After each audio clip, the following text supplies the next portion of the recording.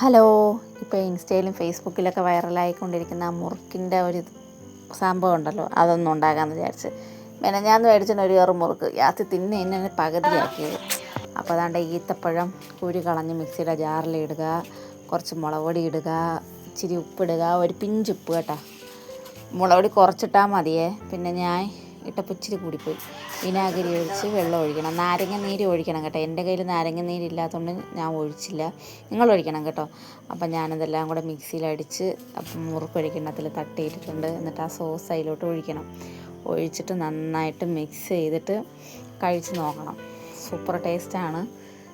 അത് ഒഴിച്ച് മിക്സ് ചെയ്യുന്നുണ്ട്. എനിക്ക് ഒരിച്ചിരി എരിവ് കൂടിപ്പോയി കേട്ടോ. നമ്മളെ മുളക് പൊടിയുടെ പ്രശ്നമാണ്. മുളക് പൊടി ഒത്തിരി എരിവുള്ള മുളക് പൊടിയായിരുന്നു. അപ്പോൾ യാസയ്ക്ക് നമുക്ക് ടേസ്റ്റ് ചെയ്യാൻ കൊടുക്കാം. അപ്പോൾ യാസയ്ക്ക് താണ്ട് ടേസ്റ്റ് ചെയ്യാൻ കൊടുത്തു.